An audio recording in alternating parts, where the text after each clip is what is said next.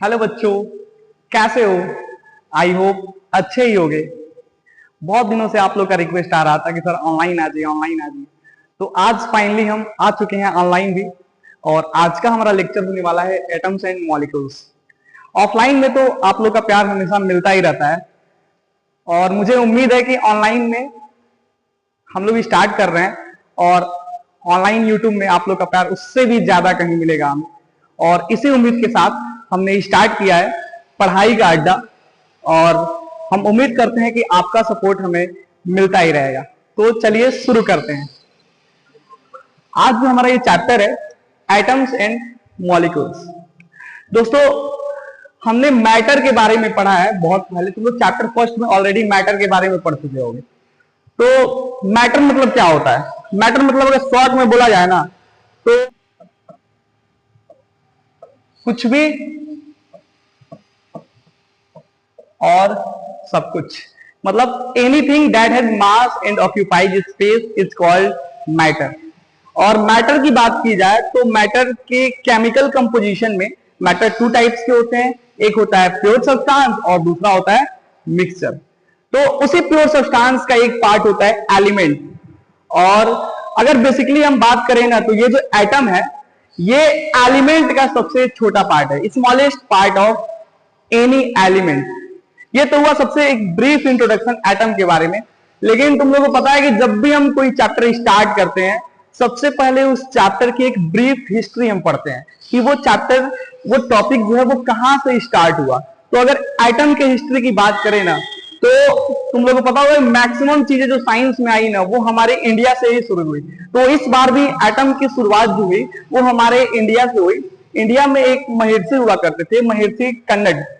और महर्षि कन्नड़ ने सबसे पहले एटम के बारे में बताया था। उन्होंने बोला कि अगर किसी भी पदार्थ के हम सबसे छोटे हिस्से में जाएंगे, लेट सपोज हमारे पास एक पदार्थ है, लेट सपोज ये मार्कर है, ये पेन है, और ये एक मैटर है क्योंकि इसके पास मास है, ये पदार्थ है। अगर इसके हम सबसे छोटे हिस्से में चले जाएं, जो सबसे छोटा पार्टिकल होगा जिससे ज्यादा हम उसको डिवाइड नहीं कर सकते, उसको हम बोलेंगे एटम, परमाणु।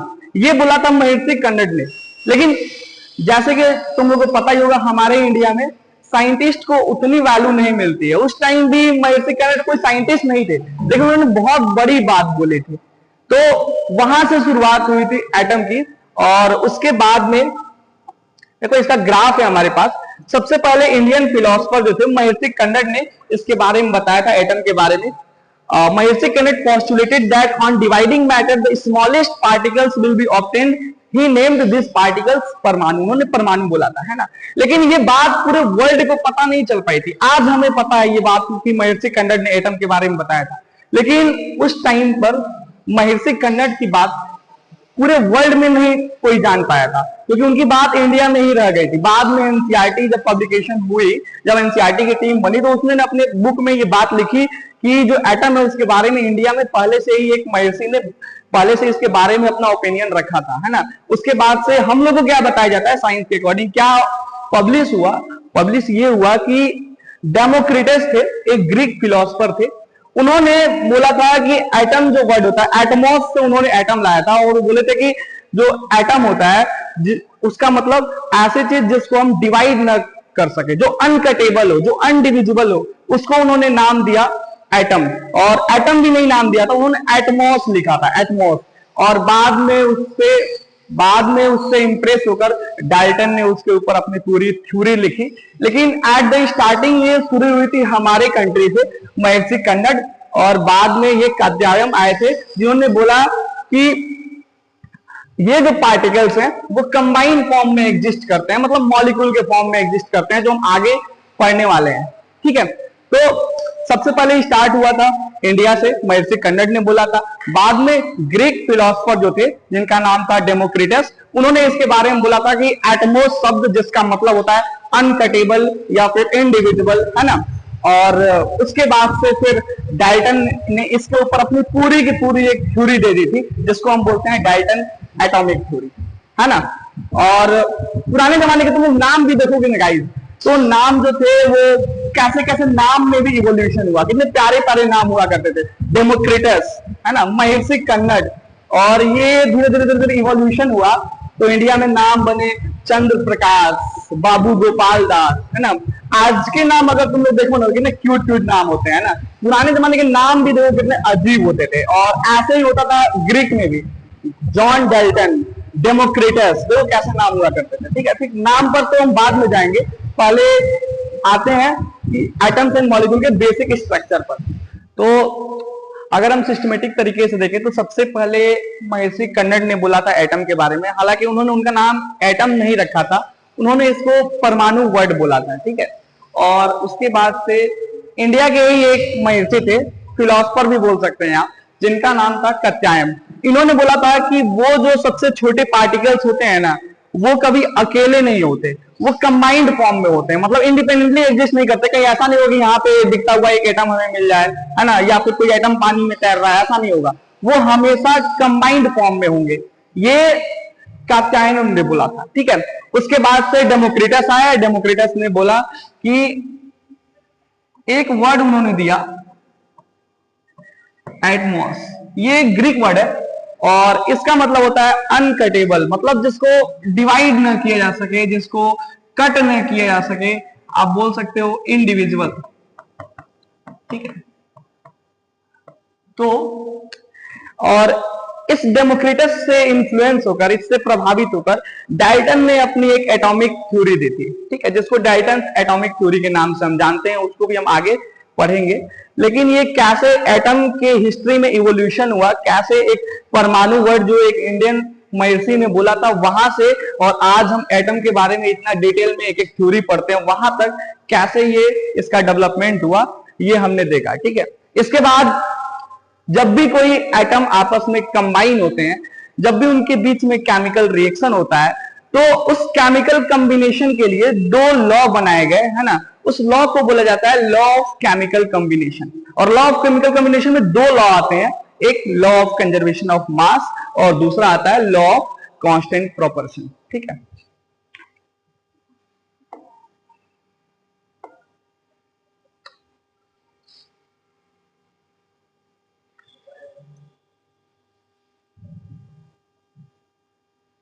ओके। ये दो साइंटिस्ट आपको दिख रहे हैं। सबसे पहले इनके फेस को देखिएगा ध्यान से, कितने कूल दिख रहे हैं। पुराने जमाने के फॉरेन वाले, उस टाइम भी इनका एक फैशन हुआ करता था। हालांकि इंडियन वाले भी उस टाइम कोई कम नहीं थे। आप देखेंगे आर्यभट्ट को देखेंगे, बड़े बड़े चोटियां हुआ करते थे। मैं भी इंस्पायर होकर, देखो एक चोटी मैंने भी रखा है इंस्पायर होकर। ठीक है, मैं भी उन्हीं लोग के पाथ पर चल रहा हूं। ठीक है, तो ये जो दो साइंटिस्ट हैं, जितने क्यूट ये दिख रहे हैं, इतना ही क्यूट इनका नाम भी है। ये है हमारे जोसेफ प्राउस्ट भाई साहब।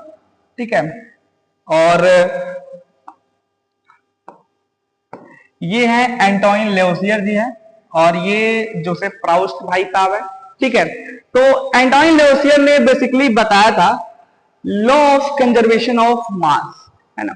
इन्होंने बोला था कि जब भी कोई केमिकल रिएक्शन होता है, हमेशा मास हमेशा कांस्टेंट रहता है। मतलब केमिकल रिएक्शन से पहले वाला जो मास है और केमिकल रिएक्शन के बाद वाला जो मास है, वो हमेशा कांस्टेंट रहेगा। ठीक है, इस चीज को देखते हैं। सबसे पहले law of conservation of mass.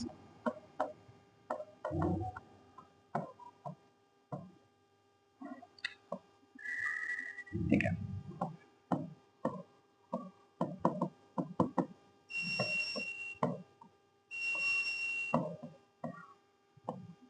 ये एंटोइन लेवोसियर ने ये लॉ दिया था, और इस लॉ के अकॉर्डिंग उन्होंने बताया था कि व्हेन एवर अ फिजिकल और केमिकल चेंज टेक प्लेस, जब भी कोई फिजिकल चेंज होता है या फिर केमिकल चेंज होता है, the total mass of reactant is equal to the mass of product. मतलब जब भी कोई केमिकल रिएक्शन होता है, लेट सपोज हाइड्रोजन है,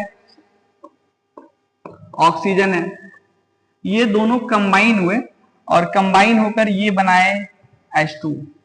तो उन्होंने ये बताया था कि रिएक्शन में जो जो एलिमेंट पार्टिसिपेट करते हैं उनको बोला जाता है रिएक्टेंट, और पार्टिसिपेट करने के बाद जो हमें रिजल्ट मिलता है उसको बोलते हैं प्रोडक्ट। तो उनके अकॉर्डिंग, लेवोसियर भाई साहब के अकॉर्डिंग, जितना रिएक्टेंट का मास होगा उतना ही प्रोडक्ट का भी मास होगा। मतलब अगर 10 ग्राम हाइड्रोजन है, 2 ग्राम ऑक्सीजन है, अगर ये दोनों आपस में रिएक्ट हो रहे हैं तो ये जो प्रोडक्ट H2O बनाएंगे उसका मास भी 12 ग्राम होगा, कभी इससे ज्यादा नहीं होगा, हमेशा सेम होगा। मतलब अगर हम लोग 1 केजी लकड़ी जलाए ना, और लकड़ी जलाने के बाद उसमें से जो एसेज निकल रहे हैं, उसमें से जो स्मोक निकल रहा है, उन सबका वेट अगर हम करें तो वो भी 1 केजी ही आएगा। मतलब सिंपल भाषा में अगर बोला जाए ना तो ये एंटोनी लवसियर ने ये बात बोली थी कि मास कैन नाइदर बी क्रिएटेड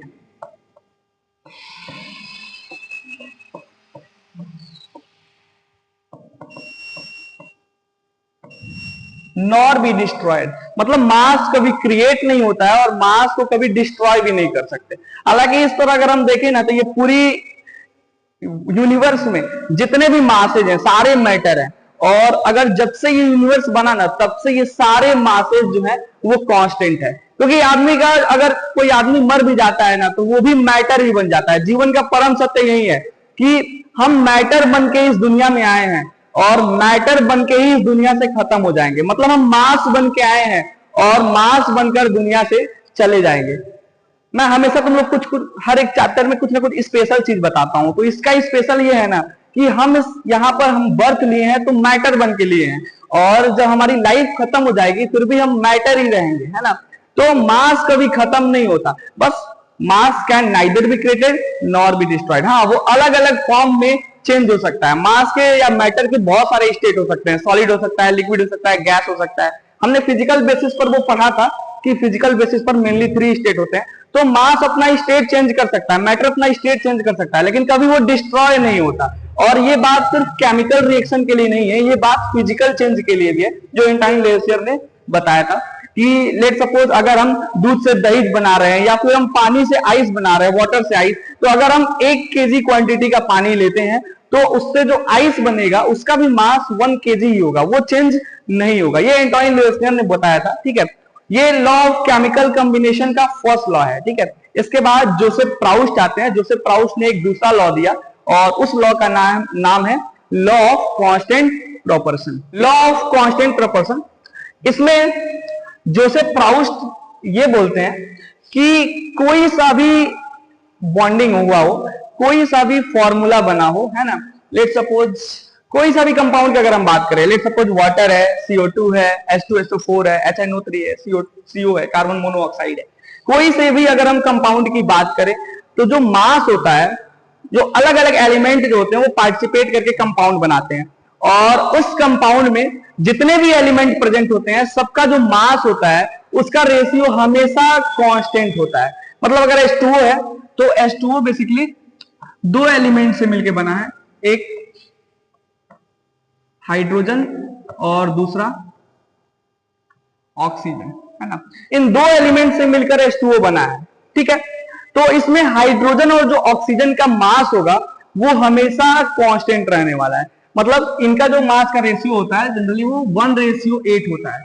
अब चाहे हम अपने घर के फ्रिज वाला पानी ले, या फिर हम किसी तालाब का पानी ले, या फिर हम किसी नदी का पानी ले, है ना, और बाकी कुछ और पानी भी तुम लोग ले सकते हो, है ना। तो उस हर एक पानी का जो मास का रेशियो होगा हाइड्रोजन और ऑक्सीजन का वो बिल्कुल कांस्टेंट रहेगा, 1:8 होगा। मतलब अगर 1:8 में हाइड्रोजन और ऑक्सीजन कंबाइन होंगे तभी वो वाटर बनाएंगे।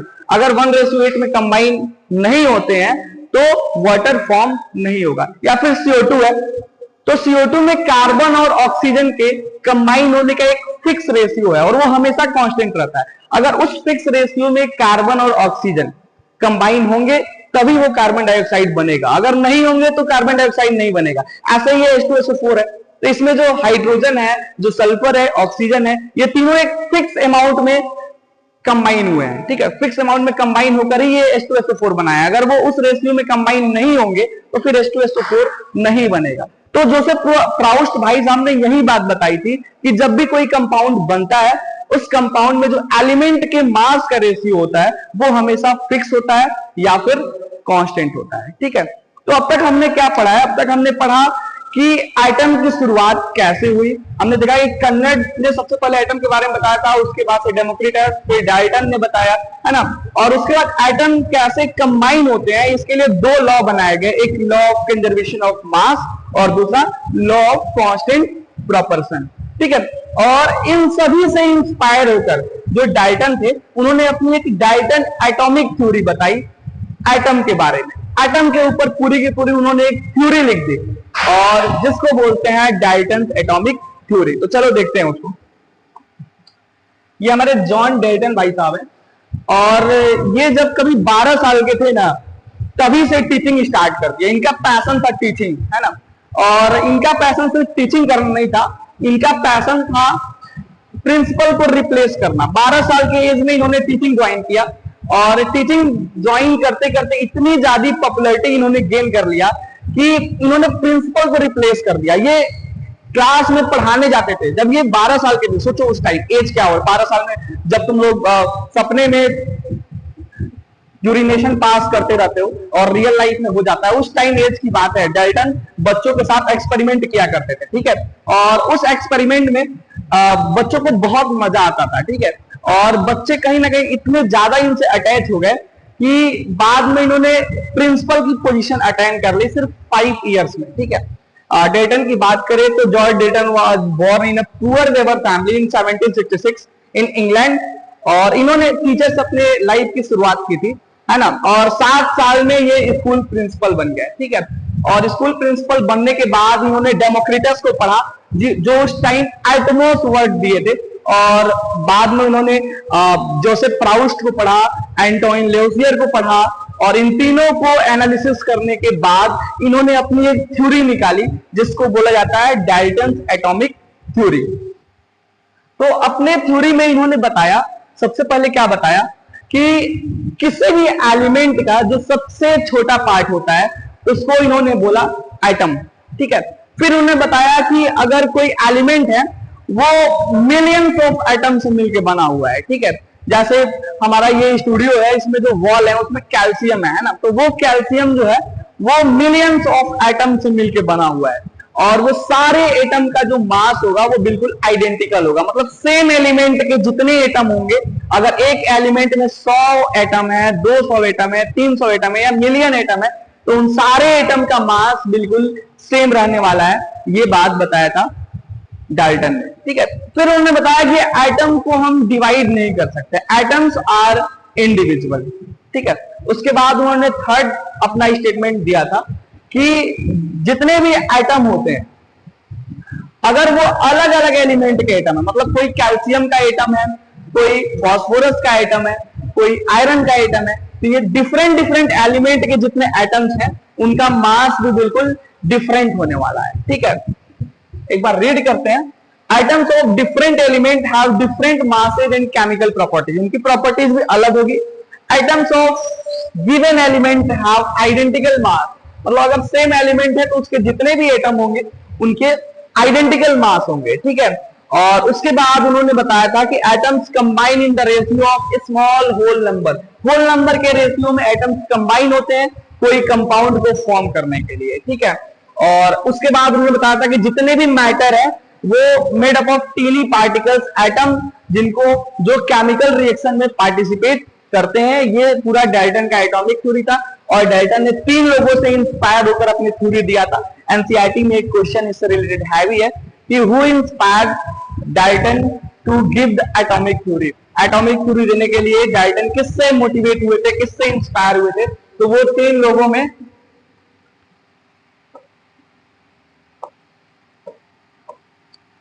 लोगों में सबसे पहले डेमोक्रिटस हैं,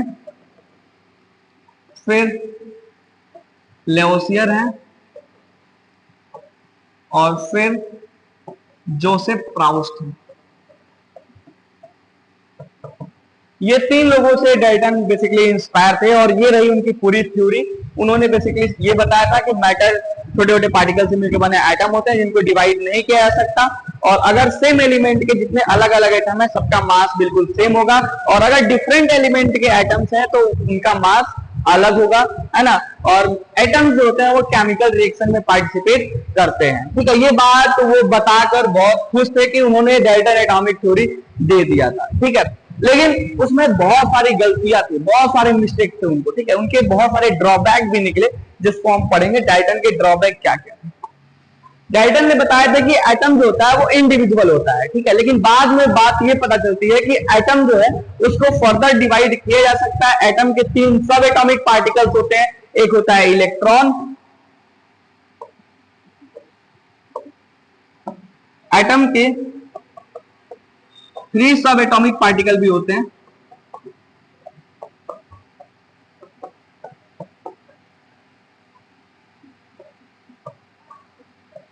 इलेक्ट्रॉन, प्रोटॉन और न्यूट्रॉन।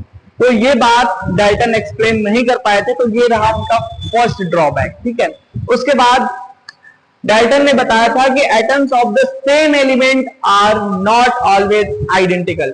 ये उनका ड्रॉबैक है। उन्होंने बताया था कि सेम एलिमेंट के जो एटम्स हैं वो आइडेंटिकल होंगे, लेकिन बाद में पता चलता है आइसोटोप और आइसोबार के बारे में, तब पता चलता है कि डाल्टन की बताई हुई एटॉमिक थ्योरी गलत है। क्योंकि उसमें उन्होंने बोला था कि अगर सेम एलिमेंट के एटम है तो आइडेंटिकल होंगे, और अलग अलग एलिमेंट के अगर एटम है तो वो आइडेंटिकल नहीं होंगे। लेकिन ये दोनों थ्योरी जो थी उनकी गलत हो गई, क्योंकि अगर डिफरेंट डिफरेंट एलिमेंट है तो उसके एटम्स के मास सेम हो सकते हैं। मतलब एक कार्बन का एटम है हमारे पास, एक ऑक्सीजन का एटम है, एक नाइट्रोजन का एटम है ना। तो इन तीनों के जो एटम है इन तीनों का मास सेम हो सकता है, कोई जरूरी नहीं कि हमेशा ये आइडेंटिकल ही हो, है ना। तो ये दो उनका ड्रॉबैक और था, है ना। और एटम और इंडिविजुअल ये बात डाल्टन ने एक्सप्लेन नहीं किया था, है ना।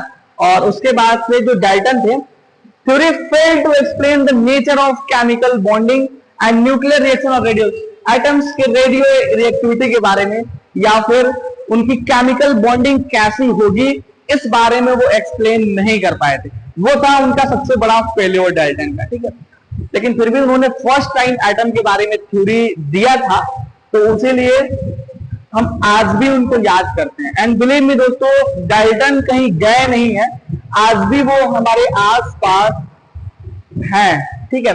तो कभी ऐसा मत सोचना कि डाल्टन के बारे में कुछ भी तुम लोग सोचोगे और डाल्टन बर्दाश्त करेंगे, है ना। तुम लोग के लिए इतनी मेहनत से उन्होंने डाल्टन एटॉमिक थ्योरी दिया था, और आज भी उनकी आत्मा हमारे आसपास घूम रही होती है, जितने भी साइंटिस्ट है ना। तो डाल्टन बहुत महान आदमी थे, भले उनका कुछ फेल्योर निकल गया, कुछ ड्रॉबैक निकल गया, लेकिन उसको हम भूलकर डाल्टन एटॉमिक थ्योरी को याद रखेंगे, और ये भी याद रखेंगे क्या उनकी गलतियां थी, ठीक है। तो हमने डाल्टन के बारे में पढ़ लिया। अब एक्चुअल में एटम होता क्या है, आज के मॉडर्न डिफिनेशन के हिसाब से हम एटम को क्या बोल सकते हैं, है ना, वो चीज हम देखेंगे, ठीक है।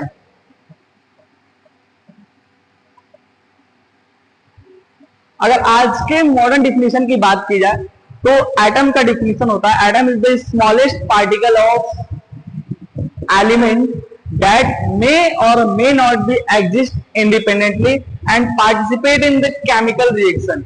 मतलब एटम किसी भी एलिमेंट का सबसे छोटा पार्टिकल होता है जो इंडिपेंडेंटली एग्जिस्ट कर भी सकता है और नहीं भी कर सकता है, और जो एटम होता है वो केमिकल रिएक्शन में पार्टिसिपेट कर सकता है। और एटम के 3 सब एटॉमिक पार्टिकल्स होते हैं, एक इलेक्ट्रॉन, एक प्रोटॉन और एक न्यूट्रॉन। तो ये करेक्ट डिफिनेशन आज के टाइम का ये है, जो धीरे धीरे इवॉल्व होकर आज हम ये बात बता पा रहे हैं। आज भी इसके ऊपर रिसर्च चलता है एटम के ऊपर, है ना। हो सकता है कि कभी कोई और अपडेट आ जाए, या तुम लोग पढ़ रहे हो सकता है कि आने वाले टाइम में एटम के ऊपर तुम लोग अपना कोई एटॉमिक थ्योरी दे सको, ठीक है। तो एटम के बारे में आज के टाइम में मॉडर्न डिफिनेशन की बात करें तो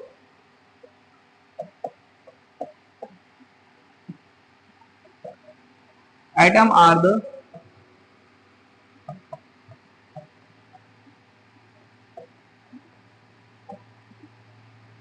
smallest particle of any element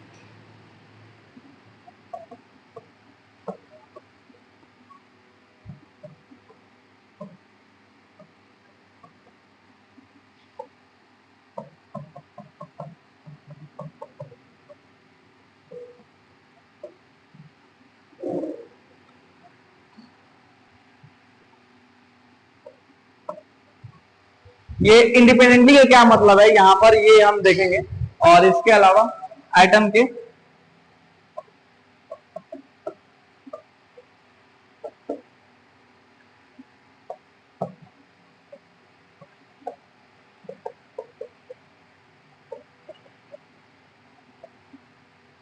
independently कहने का मतलब ये है कि अगर ऑक्सीजन है या हाइड्रोजन है या फिर आयरन है या फिर कैल्शियम है, जितने भी एलिमेंट है वो कई सारे आइटम से मिलकर बने होते हैं।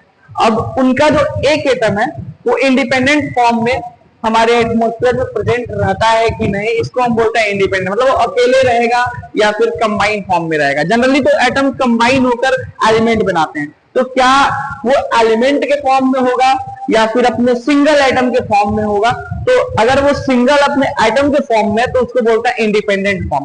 तो एटम इंडिपेंडेंट फॉर्म में भी एग्जिस्ट कर सकता है, एटम कंबाइंड फॉर्म में भी एग्जिस्ट कर सकता है, एटम कंपाउंड के फॉर्म में भी एग्जिस्ट कर सकता है, एटम मॉलिक्यूल के फॉर्म में भी एग्जिस्ट कर सकता है। ठीक है, और एटम के 3 सब एटॉमिक पार्टिकल्स होते हैं। अगर एटम के स्ट्रक्चर की बात की जाए तो एटम के अंदर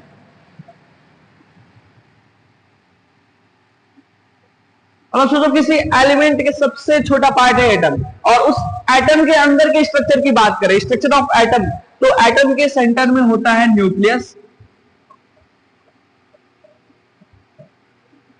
और इस न्यूक्लियस में होता है प्रोटॉन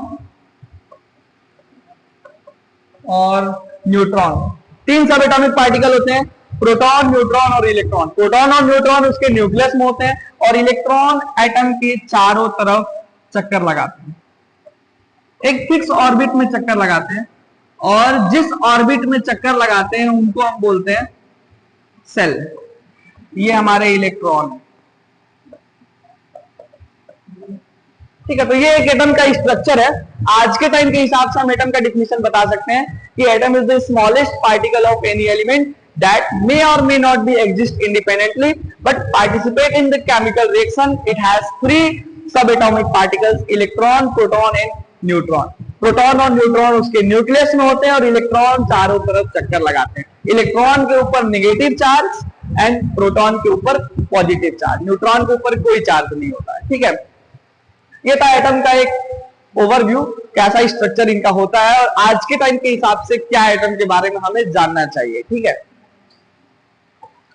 ये एटम की साइज है ना, एटम की साइज बहुत छोटी होती है और इतनी छोटी कि we can't see with the help of our naked eye, हम उसे अपनी खुली आंखों से नहीं देख सकते, इतनी छोटी होती है। ठीक है, और एटम की साइज जनरली नैनोमीटर में होती है और डिफरेंट एटम की साइज अलग अलग होती है। मतलब हाइड्रोजन के कोई एटम है तो उसकी साइज अलग होगी, ऑक्सीजन का कोई एटम है तो उसकी साइज अलग होगी। एटम के साइज का कोई फिक्स शेप नहीं होता कि इस साइज की होती है, हाँ, लेकिन उसकी साइज नैनोमीटर में होती है। You can imagine 10 to the power -9 metre atom की जो साइज होती है 10 to the power -9 मीटर, यानी कि 1/1000 कितना मीटर तक अप्रोक्स होती है। आप सोच सकते हो कितनी छोटी है। और एटम्स को building block of any element बोलते हैं। हमारे आसपास जो चीजें दिख रही है ना वो सारा कोई ना कोई एलिमेंट से मिलकर बने हुई है। ठीक है, जैसे हमारी बॉडी है सेल से मिलकर बनी होती है, वैसे दुनिया के जितने भी एलिमेंट है वो छोटे छोटे एटम्स से मिलकर बने होते हैं। एटम्स को building block of any element भी बोलते हैं, सेल को बिल्डिंग ब्लॉक ऑफ लाइफ बोलते हैं। तो ये जो एटम है उसकी साइज नैनोमीटर में होती है 10 to the power -9 इसके अप्रोक्स होती है, और अलग अलग एटम की साइजेस भी अलग अलग होती हैं। देखो यहाँ लिखा हुआ है more than millions of atoms when stacked would make a layer barely as thick as a sheet of paper। एक पतला शीट ऑफ पेपर बनाने में मिलियंस ऑफ एटम्स लगेंगे। सोच सकते हो आप, इमेजिन कर सकते हो कितनी साइज होती है। ठीक है,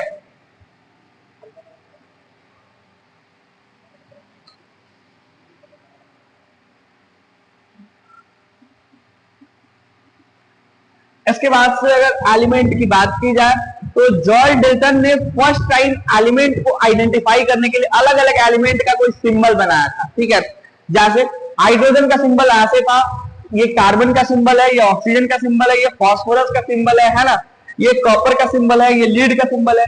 अलग अलग एलिमेंट के लिए अलग अलग सिंबल डेल्टन ने बताया था। उन्होंने बोला था कि शॉर्टकट में अगर हमें एलिमेंट को लिखना है तो हम इन सिंबल का यूज करेंगे, है ना। लेकिन उनका ये शॉर्टकट हुआ था ना और कॉम्प्लेक्स हो गया था, क्योंकि आप सोच सकते हो हाइड्रोजन, हीलियम, लिथियम, ये नाम उससे ज्यादा कहीं आसान है, ये सिंबल याद करने से ज्यादा आसान है, ठीक है। तो बाद में बेल्जियस ने फिर उनका एक और ड्रॉबैक निकाला, उन्होंने बोला कि ये जो डाल्टन बताए हैं कि एटम को हम, एलिमेंट को जो सिंबल से लिखने का तरीका वो भी गलत है ना। और बेल्जियस ने बाद में Belgius suggested that the symbol of element would be made from one or two letter of the name of element. उन्होंने बोला कि एलिमेंट के नेम के पहले 2 लेटर या पहले 1 लेटर से हम सिंबल बना लेंगे, ठीक है। जैसे फॉर एग्जांपल ऑक्सीजन है, ऑक्सीजन है तो ऑक्सीजन O से स्टार्ट हो रहा है तो इसका सिंबल हम रखेंगे O, ठीक है। नाइट्रोजन है, इसका हम सिंबल रखेंगे N, है ना, ऐसे रखे। फिर कई सारे ऐसे एलिमेंट थे जो सेम लेटर से स्टार्ट होते थे, ठीक है।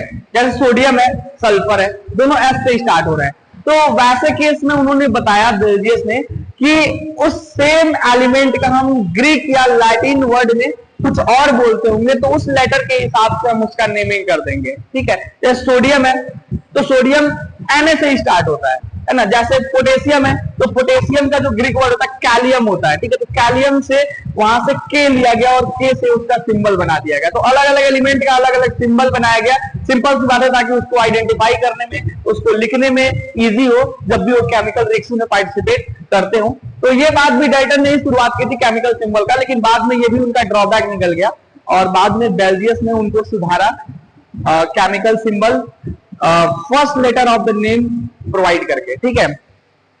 इसके बाद से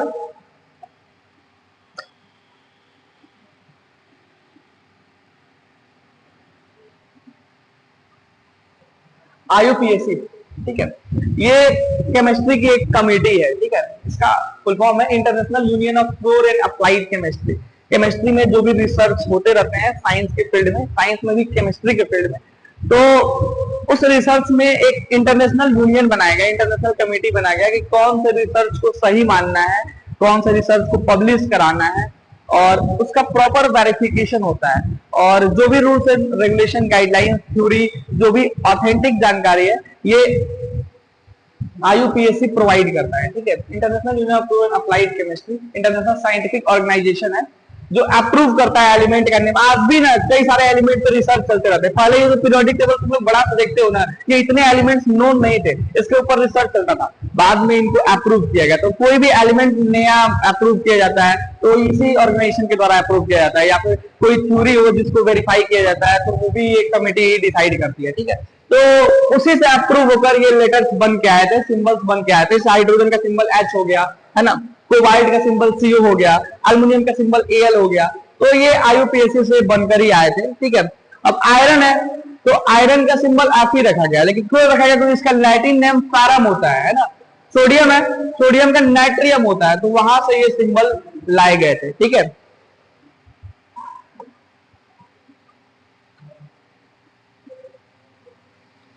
ये कुछ सिंबल लिखे गए, हाइड्रोजन का सिंबल H है, हीलियम का H ही है। ये सब तुम लोग को लर्न करना पड़ेगा, एटलीस्ट क्लास 9th स्टैंडर्ड में हो तो तुम लोग को एटलीस्ट 30 तक का जनरली याद करना पड़ता है। जो मोस्ट कॉमनली केमिकल रिएक्शन में पार्टिसिपेट करते हैं वैसे एलिमेंट का केमिकल सिंबल हमें याद करना पड़ता है, ठीक है। एटॉमिक मास, ठीक है। जनरल टर्म में हम मास की SI यूनिट जो होती है वो केजी होती है और मास को हम एक फिजिकल क्वांटिटी बोलते हैं, लेकिन एटम की साइज बहुत छोटी होती है और इसके मास को हम ग्राम या केजी में कंसीडर नहीं कर सकते, ठीक है। तो इसीलिए एटॉमिक मास जो होता है ये भी जनरली मास ही है एटम का, लेकिन इसको हम AMU या फिर U में मेजर करते हैं। और इसको हम जनरली कोई ऐसी मशीन हमारे पास नहीं इस एटम का मास तोल सके। तो एटम कितनी छोटी चीज है, एक एलिमेंट है और एलिमेंट के 1/मिलियन पार्ट में एटम है जिसको हम आंखों से नहीं देख सकते, उसको कैसे हम उसका वेट कंसीडर करेंगे। तो एटम के मास निकालने के लिए जो वर्ड लाया गया एटॉमिक मास, और उस एटॉमिक मास को बोला गया कि किसी भी एटम के अंदर जितने प्रोटॉन है और जितने न्यूट्रॉन है उनके सम जितने भी होंगे उसको बोला गया एटॉमिक मास, है ना। और ये बात भी सबसे पहले डाल्टन ने ही अपने थ्योरी में जिक्र की थी, एटम के मास की बात, ठीक है। तो बाद में इस एटॉमिक मास का वर्ड लाया गया। एटॉमिक मास का मतलब number of proton plus number of neutron, है ना। अब एक कोई एटम है, ऐसे मान लो सोडियम है, ठीक है। सोडियम में जो नंबर ऑफ प्रोटॉन होते हैं वो 11 होते हैं, ठीक है, और जो नंबर ऑफ न्यूट्रॉन होते हैं वो 12 होते हैं, ठीक है। तो इस प्रोटॉन और न्यूट्रॉन का जो सम होगा, है ना, वो हो जाएगा इसका एटॉमिक मास। एटॉमिक मास को डिफाइन करने का तरीका बहुत सिंपल है, the number of proton, the sum of number of proton and number of neutron is called atomic mass of atom. या जनरल टर्म में हम बोल सकते हैं कि एटम का मास को हम बोलते हैं एटॉमिक मास, ठीक है। और जैसा कि बाकी फिजिकल क्वांटिटीज होते हैं, फिजिकल क्वांटिटीज क्या होते हैं जिसको हम मेजर कर सके, जैसे मास है, जैसे हाइट है, जैसे डिस्टेंस है, तो वैसे ही एटॉमिक मास भी एक फिजिकल क्वांटिटी है और सारे फिजिकल क्वांटिटीज के यूनिट होते हैं। तो इसका ऐसा यूनिट रखा गया एएमयू, मतलब एटॉमिक मास यूनिट, जिससे एटॉमिक मास को मेजर किया जाएगा उस यूनिट का नाम रखा गया एएमयू, ठीक है। और बाद में उसको चेंज करके यू रख दिया गया, यू मतलब यूनिफाइड मास।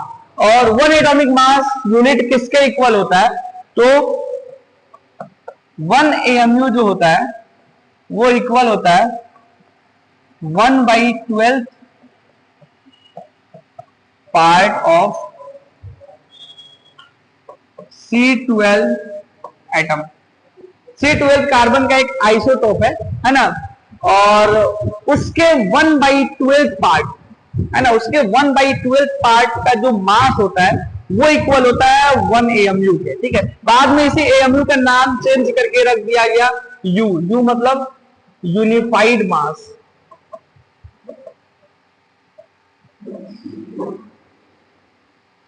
और ये इक्वल होता है number of proton plus number of neutron. ये है हमारा फर्स्ट पार्ट का वीडियो, आई होप तुम लोग को अच्छा लगेगा।